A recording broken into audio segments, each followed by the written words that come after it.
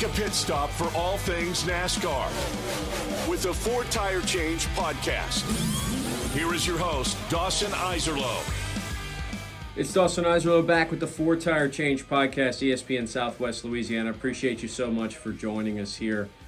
Nashville Super Speedway to recap, Michigan International Speedway to look forward to, and a critical piece of legislative news, so to speak. I guess legislative is the right term to address as well. All that and more here on this edition of the Four Tire Change pod. Dawson Iserlo with you. Thank you for joining us. So let's start. Nashville.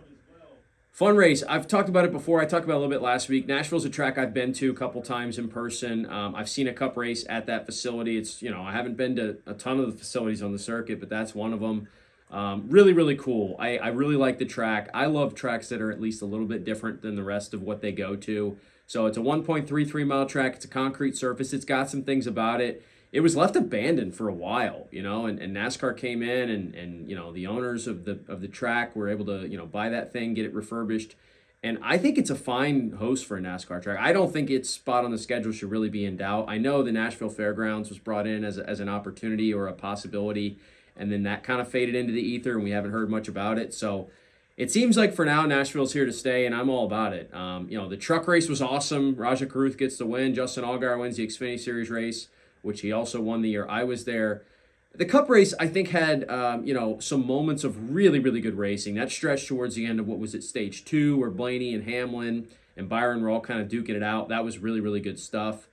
I thought, too, it's funny how the broadcast presentation can make or break things at times. I think Amazon Prime continuing to do a great job really, really helped with how this thing was shaped in the final stretches. But the storyline is going to be Ryan Blaney getting the win, and he needed it, man. Like, what a year of missed opportunities. And it's started to become a theme for Blaney and his team in recent years, right? Where you go, they haven't been capitalizing on nearly the number of opportunities that they probably could, and maybe you could argue should have capitalized on over this time frame. So to close one out, now look, a lot of it's just been freaky stuff that happens. Somebody gets in a wreck back in the field, and now caution re-racks everybody, or, tire goes down. Like, he's had his fair share of unfortunate breaks in this stretch as well. But to get that win, to kind of get the playoffs said and done with, how about this? Every affiliated Penske car now already has a win and is in the playoffs. So that team's going to be bringing 4 cars when the postseason begins.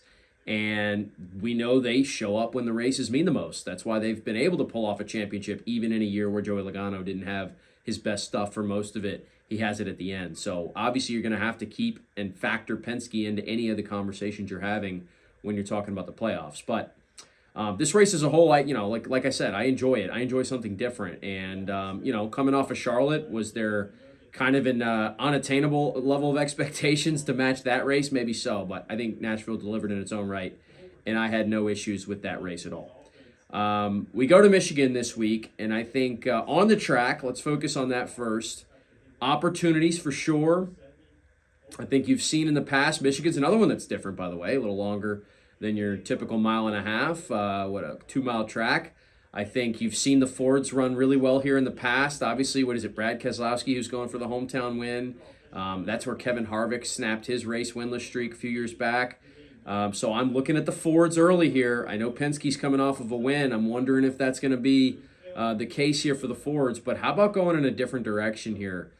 Give me a wild card pick. For the first time in a while, I'm going to go really off the beaten path a little bit. Ryan Preece, man, has been so impressive this season, going over to RFK Racing. I always really felt like Preece deserved a really good ride. He got a chance with Stewart-Haas, and it didn't go well, and I thought, man, that's tough for him. Maybe it's just not going to work out. He gets this other opportunity, and he's really taken advantage of it. He's on the doorstep of the playoffs. So give me Ryan Preece to give a little bit of a surprising win at Michigan and kind of kickstart that RFK effort that we know has just been mixed results. Like Buescher and Preece have had decent finishes here and there, but Keselowski's just had this terrible season. So that would be a big one for them, and I'm going to go ahead and pick them to get it done. As far as the rest of the race, it's going to be another opportunity to kind of see who's got speed right now. The interesting part of the schedule, we're going to Mexico City next week, so I don't think anybody knows what to expect when we go there. Some drivers I know are really excited for it. I'm sure some others are more skeptical and waiting to see what's going to happen. But that's going to be interesting. But the biggest news of the week in NASCAR comes down with this charter decision And essentially, I am no legal expert. I'm far from it, so let me preface with that. But the injunction that was originally granted to 2311 Racing, along with Front Row Motorsports, has now been redacted. So essentially, there was an injunction that allowed these teams, of course, a legal dispute about the charters. It allowed them to race as chartered teams until this was resolved. Now it is no longer there. So as far as I know and as far as I understand, the 2311 Racing cars and the Front Row Motorsports cars are officially open cars the rest of the way, meaning they do not have guaranteed spots into these fields. Now, we also know NASCAR runs a 40-car field, and in today's day and age with the new car, very few times are more than 40 cars ever entered. It really usually only happens for Daytona and maybe one or two other times throughout the season.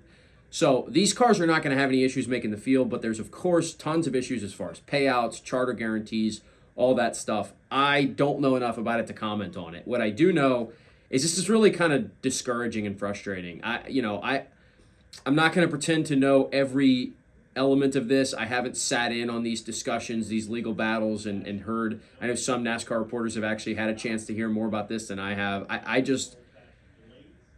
to have this sort of rift, I mean, it's kind of similar to consider this if, the Cleveland Browns and the Baltimore Ravens had a lawsuit against the NFL and were prevented from getting the automatic playoff spot in the NFL playoffs if the lawsuit didn't go well. Like, it's wild to think about, and it's just frustrating. I understand, like, NASCAR is going to have their side of this where they go, hey, we put the same deal on the table for everybody. These are the guys that didn't have that weren't okay with it, and they now have taken their options of going to legal battle for this. I don't know. It's just discouraging as a fan of the sport, I guess, is where I'm at with it. And so this could be really, really, I mean, this is so, you talk about all the layers involved with Denny Hamlin as a car owner, but he also drives for Gibbs, and I don't know where this is headed. I don't know what it means about those charters. You talk about contracts as well. Guys like Tyler Reddick, like, does this open up some opportunities for them to move on if they feel like they need to because they don't want to be involved in this discussion because they signed contracts to be on chartered teams, remember? So Bubba Wallace involved with that as well. I don't know where it heads, but a big piece of news within this whole ongoing dispute took place this week, and as far as I know, those are now open cars the rest of the season. And if you get to a super speed, like we've seen it, there's a chance when you go back to Talladega or back to Daytona that 41, 42 cars enter this thing. And they would have to qualify to get into those races. They still probably would, but if you have some trouble in practice, maybe you don't put a good lap, maybe you spin out or something, it's going to be fascinating to see where this goes. So we will have to keep track. And, obviously, if that would have been the case during the Daytona 500, think about how chaotic and crazy that would have been. But either way, we'll have to wait for the next piece of news to come down to see where this saga goes. It's 4 Tire Change Podcast. Michigan up next. Give me Ryan Priest, man. Let's see if he can get it done. But continue to like, comment, subscribe. Appreciate it. We'll be rolling along next week. Exciting stuff to talk about with Mexico City. We'll, of course, have the Michigan recap as well. That'll do it for us this week, but we'll see you again next time on the 4 Tire Change.